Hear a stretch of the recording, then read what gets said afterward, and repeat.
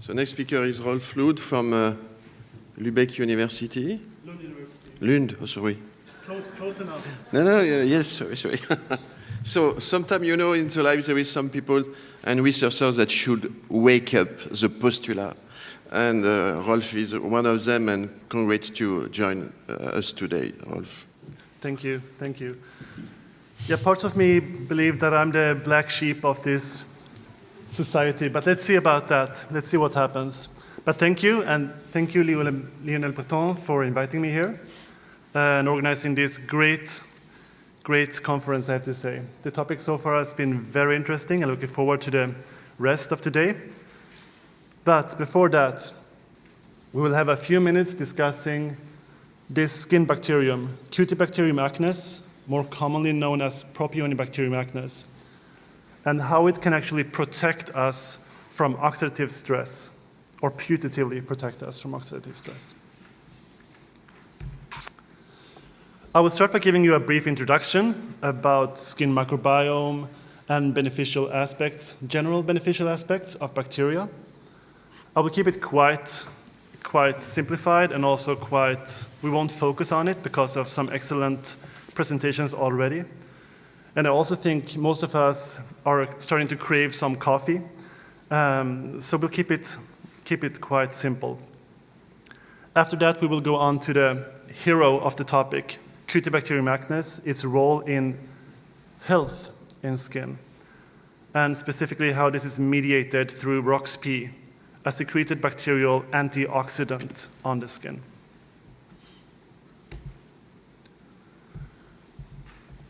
But who am I, and why, more specifically, why am I here? And that's actually a quite relevant question, considering I'm not a dermatologist, nor a cosmetologist. I occasionally use the word skin in some of my articles, but not so often. Even more rarely, I use skin products, unfortunately. So why am I here? I'm a microbiologist, more specifically a researcher within experimental infection medicine. And as such, the skin, being one of the largest interaction surfaces between host and microbe, is a natural interest of mine. But still, how can that impact today, and how can that impact dermatology, cosmetology? We'll come back to that in a little bit. But as I mentioned, I did my PhD within experimental infection medicine, studying skin commensals. I then moved to US for a few years, studying how we can treat, among others, skin infections also, using bacteriophage lysis. And then I moved back to Sweden, started my own group. And since 2017, I'm also involved in a company, but that should by no means impact today's presentation. We're based in the southern part of Sweden, very close to Copenhagen in Denmark, in the biomedical center associated with the hospital. So we have easy access to many samples, clinical samples, which is a real blessing. And also this is part of the group. We have a few postdocs, a few students, 2 senior researchers. Maria is not on the photo, but she's here today. And yesterday, some of you may have met her already. We focus a lot on 3 different research topics, one of them that we will talk a lot about today. Different means to combat infections using bacteriophages, phage lysins, predatory bacteria, probiotics, but also how resistance is spread through bacteriophages.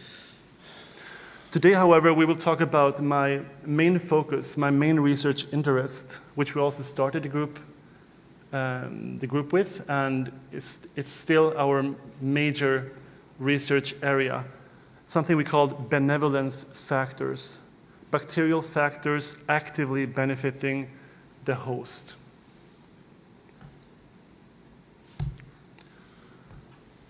And as you all know, the skin is a very heterogeneous organ. We have sebaceous regions, we have more moist regions and dry regions. We have huge individual differences, and also huge differences between the left arm compared to the right arm, for example. So it's a very heterogeneous organ, making it difficult to study. And of course, due to this heterogeneity, we also have a very heterogeneous microbiota. Again, in this part, the sebaceous part, we have lots of propionibacteria, which again we will focus on. On other parts, we have more Staphylococcus, Acinetobacter, etc.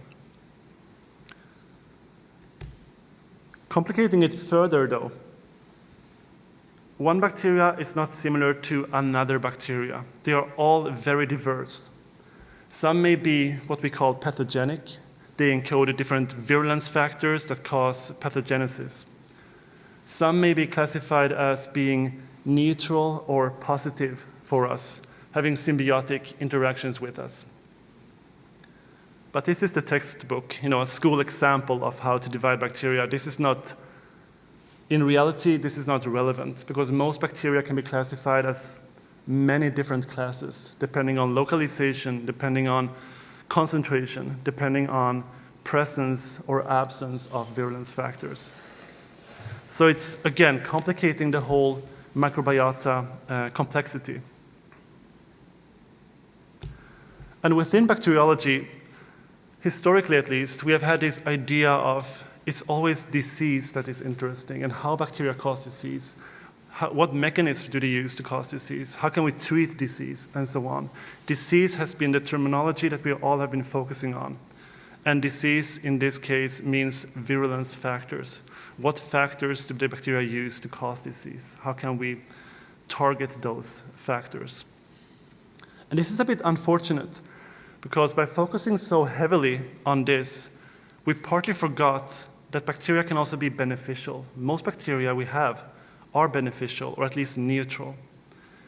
But still, this mindset made us, to some degree, even though we maybe not always verbalized it, but to some degree we thought maybe symbiosis is established through absence of virulence factor. Like in the example of Vibrio cholera, in the presence of the cholera toxin, we get disease. In the absence of the cholera toxin, nothing really happens. Again, absence of a virulence factor, symbiosis, if you so wish. Recently, also with the advent of more and more probiotics and molecular probiotics, many researchers, myself included, start to think, maybe it's not the absence of virulence. Maybe it's the presence of something that can establish this symbiosis, something that can benefit this interaction, and in the long run, maybe even benefit us from a dermatology perspective, something that we can use, a factor we can use for biotherapy, for example, for cosmetology. And to approach this idea together with two evolutionary biologists, and no worries, we won't stay here for too long, no worries. But together with two evolutionary biologists, we set out to design a new framework, a host microbe framework where we also can look into beneficial aspects of microbes that has often been very little investigated. Because within evolutionary biology, there has been a tradition of dividing the host response to microbes into resistance and tolerance.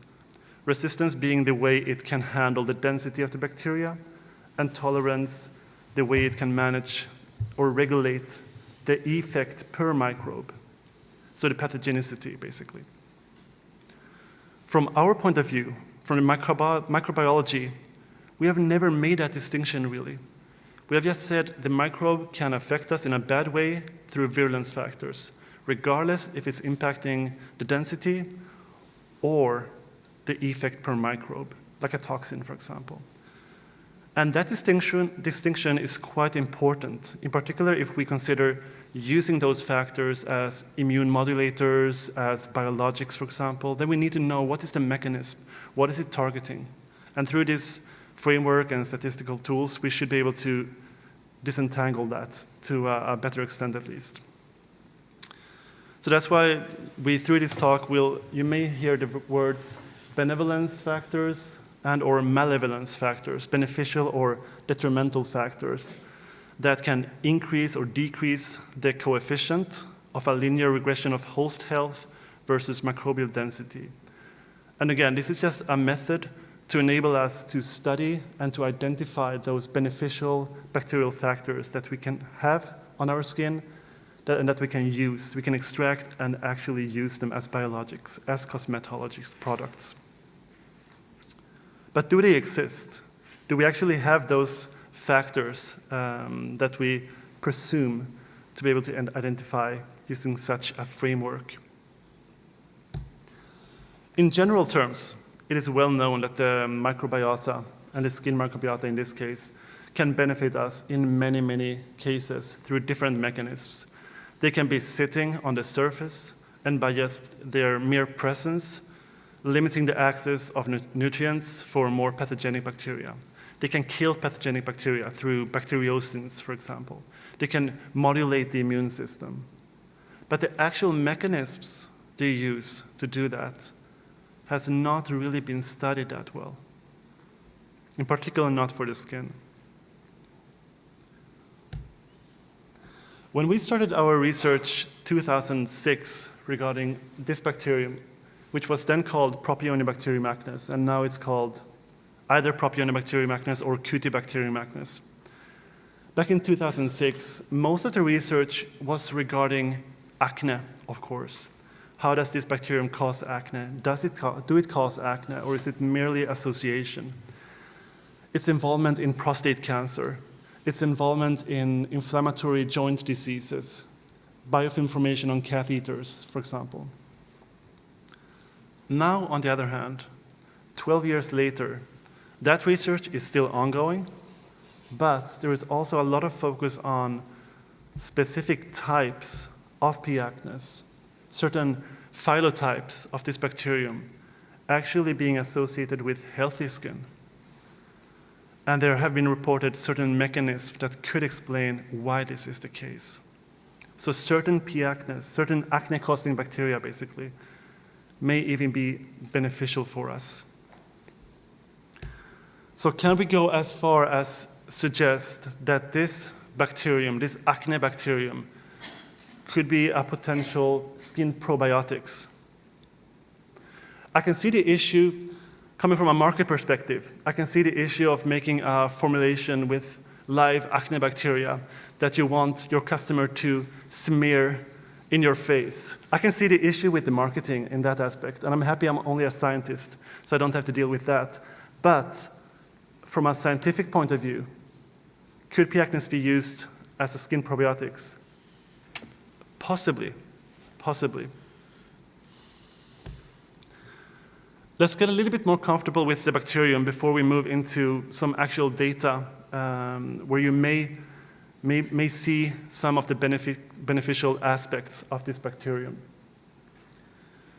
It was firstly identified 1896 in a patient with acne. It had a bacillus rod-shaped form, and therefore the name Bacillus acne initially. And this is more or less the only time it has, that's why it's called acne basically, because it was isolated from. After that, it has been associated with acne in many, many, many studies. Still, the molecular mechanism is somewhat lacking to solidify that association. Since then, it has changed names many times, which is of less relevance for the scientific community. But more interesting for our topic is that this bacterium is a microaerophilic bacteria. It does not really enjoy oxygen. But it's also very, very common on the skin. More or less everyone is colonized and heavily colonized by this bacterium, specifically in the sebaceous region of our bodies. When we started out the research regarding P. acnes or C. acnes, our intention was more to study the pathogenesis, study how does it form biofilms, how can we kill this bacterium using bacteriophages. But when we started culturing this bacterium, we saw that every single of those strains we studied secreted a protein, and vast amounts of a protein, meaning that this protein is of importance for this bacterium in its niche. And we are scientists, so we got interested in that, of course. So we did some mass spec on it, a small protein, only 15 kilodalton, and found it to be a hypothetical protein. No domain similarity, no homology to anything in any databases, any public databases. So we had nothing to go on. But it seemed to be of importance for this bacterium, so of course we accepted a challenge and did some initial tests. And what we found was that every single C. acnes strain has this gene. There are two clusters though, one main cluster and then a secondary cluster with 85% amino acid homology. We won't go into any details about typing of P. acnes, but just to generalize, and this is heavily generalizing, but just to generalize, we have a type 1 P. acnes, mainly associated with skin, a type 2 C. acnes, which has a different ROX-P type, mainly associated with invasive disease, and a type 3 that no one really knows so far what it's doing, what the purpose is. We will come back to this, but we just did a very initial test showing that those two types, even though significantly different from each other in terms of amino acid sequence, their activity was identical. And we purified those proteins through a molecular imprint cryogel. We can discuss those details later also if you want. And we will come back to how to interpret these data. But the main point here is that even though they are a bit different from each other, they have the same activity, same degree of activity. We also found that this is a constitutively expressed gene. So they express it both during growth phase and stationary phase, meaning that this is of importance for the whole life cycle of the bacterium, not a typical virulence factor, for example. We also were able to identify the promoter regions, but more specifically, we found that the expression level differs between different P. acnes strains. And looking more closely into this, we could see that this was type dependent. So our skin types, our skin P. acnes express a lot of this protein, while more invasive strains express significantly less of this protein. We could then relate all of this back to differences in the promoter regions, enabling us to divide the P. acnes groups into high-producing ROX-P strains and low-producing ROX-P strains. What's the relevance of this? So to investigate this in more detail, we cultured a lot of different P. acnes strains under oxic and anoxic conditions. In this case, the full line is anoxic and the dashed line is oxic conditions. And we could see in the very right, far right, let's see if I can even, in this strain here, this is a typical ATCC strain of P. acnes. We could see that that strain grows equally well in oxic or anoxic conditions. However, if we mutate and remove ROX-P, it receives or it got a very much reduced ability to grow in the presence of oxygen. We could see the same with low-producing P. acnes strains, indicated here in gray, type 2 P. acnes strains. Many of them completely fail to grow in the presence of oxygen, indicating, but not stating, but indicating that ROX-P is of relevance for oxic tolerance for P. acnes, at least in vitro. We follow this up in vitro and in ex vivo, and we could see a similar phenomenon, seeing that wild-type bacteria producing lots of ROX-P could survive in oxygen, while mutant bacteria slowly die off in the presence of oxygen because they cannot tolerate the oxygen in the absence of ROX-P. Of more relevance, maybe from a dermatology perspective, is that both bacteria, the wild type and the isogenic mutant, can colonize skin, at least on a short term. We can see here that both the wild type in gray and the mutant in gray can adhere to the skin and colonize. However, long term, in this case 14 days, the mutant is almost gone, while the wild type has been able to colonize and even replicate on the ex vivo skin. Again, stressing that this is an important factor for P. acnes to colonize and inhabit the skin. The mechanism thereof, we performed a lot of different experiments until we realized this is actually an antioxidant, a bacterial secreted antioxidant prevalent on our skin. And we could see through different means that its activity is even similar to that of vitamin C. And those tests are preformed radicals, and the lower the peaks, the more we have reduced the radicals, basically. And in this latter case, we could also see that the presence of ROXP can inhibit hemoglobin to degrade due to oxidative stress. So it can protect macromolecules from oxidative stress. Maybe more relevant to some degree is it has a, oh, the colors doesn't come off as nicely, it doesn't matter. Concentration-dependent activity, but it has a it's slightly inhibited by cations for whatever reason, and that mechanism we are still looking into. Why is it inhibited by cations? Maybe of more importance, though, for a biologics approach or dermatological approach is that it's incredibly heat stable. We can keep it at room temp for up to 2 weeks or even longer.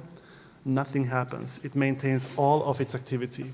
We can even boil it at 98 degrees for 20 minutes, and it still maintains not all of its activity, but a high degree of its activity. So it's incredibly thermostable, very easy to store. So this is all good, and this makes relevance for the bacteria. But considering that the bacteria is on the skin, producing and secreting lots of this protein, how does it impact our skin? Can it impact our skin? At least in vitro, the answer is yes. We took 2 different cell lines, monocytes and keratinocytes. We stressed them with oxidative stress. You can see here the viability decreases, of course, in the presence of oxidative stress, but those cells we can rescue in the presence of ROXP. We can also see here that the cells without treatment, without ROXP, and with ROXP, they all survive much, much better. So at least in vitro, ROXP can also rescue our cells and protect our cells from lethal oxidative stress. But is this of relevance in vivo? Do we even have ROXP on the skin, and what kind of levels are we talking about? Because if they don't express ROXP in vivo, of course, this science and research is of less relevance, even though we still enjoy it. We did an initial test with 3 different individuals, 2 females and 1 male, where we could do absolute quantification of ROXP on the surface, on the skin. Without going into any details, we have this method where we do molecular imprints. Basically, we just take the protein on a glass surface, put it into a polymer, solidifies the polymer, removes the template, and you end up with cavities of this specific molecule you use, basically like antibodies, but with higher specificity and selectivity. And then you can use that in a biosensor. Just take the skin swab, and here's some magic going on here right now. And then you can quantitate, perform absolute quantification on whatever target you have. And in this case, we could see inter-individual differences, of course, in the concentration being in nanomolar ROXP, which is quite high, but is what we would expect based on its secretion rate and the concentration of P. acnes on the skin. You can see inter-individual changes, but the trends are quite similar with most of the ROXP in the sebaceous glands regions, which again would be anticipated. So we know we have ROXP on the skin. What's the impact of that? So we designed a quite simple experiment to some degree, where we have 18 individuals in each group. We have a control group, where we just do a simple skin swab. We have a group with actinic keratosis, which is more an acute oxidative stress disease, and basal cell cancer, which may have a history in oxidative disease, but should not be oxidative stressed at the moment being. In the patients, we took one skin swab from a healthy region and one from the diseased region. And what we found was, I won't go into any details, or not so much details yet at least, but the main things we found was that in those skin diseases, there's a much higher abundance of staphylococci. That has been shown before also in many skin diseases, like AD, like psoriasis, for example. We could also see specifically for actinic keratosis, again, this oxidative disease, that there is a significant reduction in P. acnes. So more staphylococci, less propionibacterium. In basal cell cancer, no such distinction. They have the same amount of P. acnes on the site of disease as well as on a healthy skin part. Also interesting in terms of P. acnes type diversity, we can see that in basal cell carcinoma, they have the same composition. Quite a lot of high ROXP producing strains, the blue and the yellow. In actinic keratosis though, on the regular skin, the healthy skin, again, a good composition, the one to the left here. Lots of high-producing ROXP P. acnes strains. In the disease, not only do they have less P. acnes present, at least ratio-wise, they also produce less ROXP, the few P. acnes they have. Looking at this on a population basis, we can see that, and we quantified ROXP on all of those patients, we could see that, initially surprisingly, actinic keratosis may have a little bit lower ROXP, though not significantly, not significant. However, basal cell carcinoma have a much higher ROXP concentration on their skin. I will come back to this in just a minute. We could also see that that's on a population-based level. If we instead look on individual levels, good site to bad site, we could see that in most actinic keratosis samples, the black lines, they go from quite high ROXP levels to low levels in disease. For basal cell carcinoma, it's almost the opposite. Either it's not really changed, or it's even higher antioxidants in the site of disease. And this has been shown before in other studies, not with ROXP specifically, but that in many carcinomas, in skin carcinomas, there is a much higher prevalence of antioxidants on the site of cancer, protecting them from oxidative stress due to reduced angiogenesis, for example.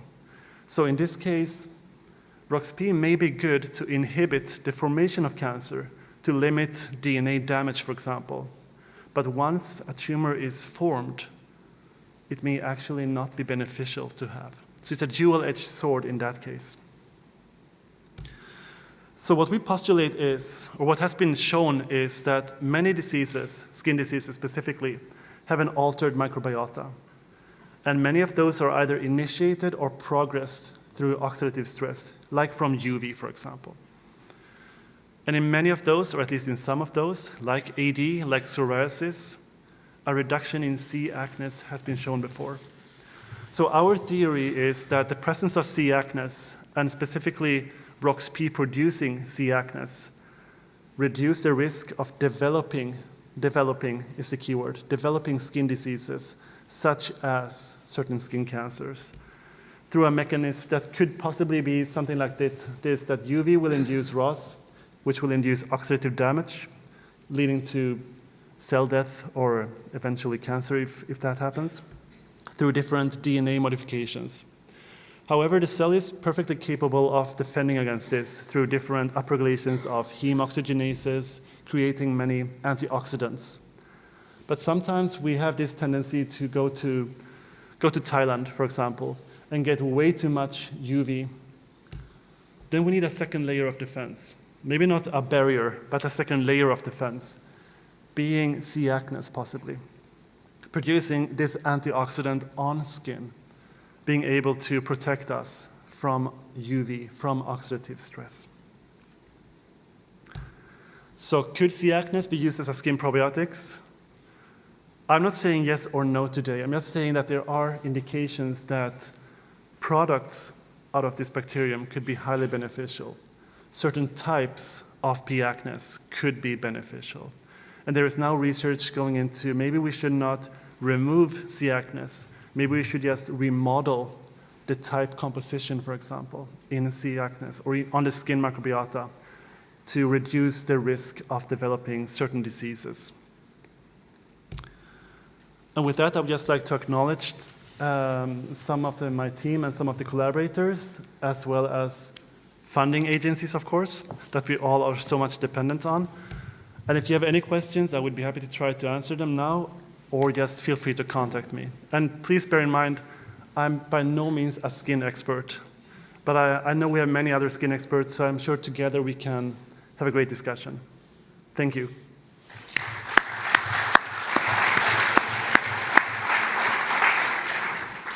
Okay, thank you for this amazing approach, I think, for a pharmacologist. So, question?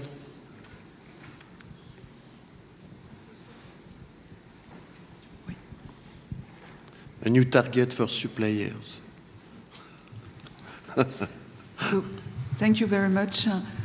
Can you be more precise regarding the catalytic activity of ROXP? You said against radicals. What kind of radicals? Brilliant question, and that's something we're looking into right now. We have had issues with approaching that. We have seen some heme oxygenase activity, that it seems to be able to degrade porphyrins, creating antioxidants. And it's known that P. acnes produce a lot of porphyrins themselves. We have also seen some catalase and peroxidase activity, but we really need to focus on disentangling exactly what's going on with those molecular mechanisms, definitely. It's a great question and something we really need to address, for certain. But I don't have the answer today, unfortunately.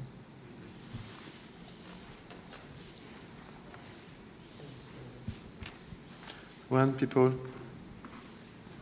Marek? What are the differences between the strains that you can isolate from, for example, sebaceous glands and those that would just grow at the top of the epidermis? There must be some. Right. Yes. That's also a very good question. So in terms of genomic differences between those bacteria, it's interesting in terms of this is one of the few bacteria that is very conserved genetically. They show very few differences. So we cannot, for example, say that there are any genes present or absent. It's more about the regulation of the different genes, different expression levels. Also, the deeper you get, the more type 2 you seem to get. More on the surface, you have more type 1 bacteria. But more than that, unfortunately, no one in the field knows at this point. Yeah, here in the back, just in front of you in the back here. Yeah, it's not a skin question, it's more related to the bacteria. I was wondering whether your bacteria or some related cousins can also inject this kind of molecules also inside the cell. Because as far as I understood, the concentration you measure onto the skin is quite high. It's quite high, yes. So either maybe it can inject or these molecules can be found at some point inside the cells to play also anti-oxidative function? Exactly. That's also a very, very good question and something we are looking into. We know it can interact with human cells. We don't know if it's only bound to the surface of human cells or if it's also being transported into the cell. We also know that if it can come into the cell, again, that's a mechanism we haven't elucidated yet, but if it can come into the cell, we have some preliminary data stating that it can interact with RNA, stabilizing certain RNA, leading to, in our specific case, stabilization of the collagen RNA, leading to a higher production of collagen.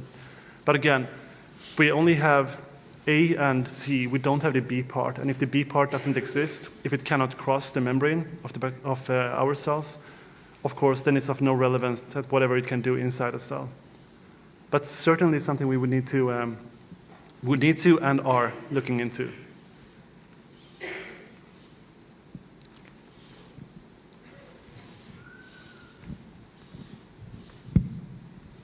In the situation where ROXP is low, Yes. Do you have any details about its regulation, transcriptional regulation, epigenetics? Right, so we only know so far that the promoter regions are different. We don't necessarily know what is, can regulate the expression level. We have tried to hit the bacteria with different stimulations, like oxidative stress, like hemine, for example, like different toxins. So far, we have not been able to affect the regulation of the gene. But as far as we know that, if we can understand that, then of course, such a treatment could be added to increase ROXP production, for example, instead of applying it or instead of modifying the skin microbiome. But no, we unfortunately do not know anything about how it's regulated, other than that there are differences between the types. Again, excellent talk. I have two questions, short. One is psychological stress aggravates acne. Do you know if ROXP is downregulated? My second question is, there's this new CAMP factor 2 in acne. Is there any relationship with ROXP? Again, brilliant input. I really appreciate this. So, for your first question, not known, unfortunately, but something that possibly could be investigated. The second question is also unknown, but I would say in that aspect, it's also complicated with those CAMP factors in P. acnes. There are 5 of them, and some of them seem to be cohemolytic. Some of them seem to have other functions, possibly be it immune modulatory. But the interaction between those factors and ROXP has not been investigated, no. But that's definitely something we can look into when we get back, for sure. Excellent suggestion. Last one. Just a comment, so in aging, in dandruff and seborrheic dermatitis, we know that Q. acnes decrease too. Precisely. Yeah. Precisely. We know that when we get older, the prevalence of P. acnes or C. acnes is reduced. Possibly, again, now we're just hand-waving. Possibly that's also one of the reasons why our skin ages, because this bacterium can no longer influence it in the same way, or one of the reasons how skin can age. A last question. The lipid content is an important factor in acne physiopathology. And did you try to feed different strain of C. acnes with different content of lipid and check the ROXP production? We are. No, we haven't, but we are going to do that right at this moment, basically. Because what we have seen is, or what we have strong indications on at least, is as soon as there is a free radical, ROXP is catching it, and then it's more like, what should I do with this free radical? And it puts it on the lipids. So instead of letting those radicals come into the DNA and disturb the DNA or proteins, it seems like it favors to put those on the lipids. However, if lipids also influence the expression of ROXP, we don't know. But the lipids definitely play a strong and important role in the ROXP story, certainly. Okay. Thank you, Rolf. Thank you.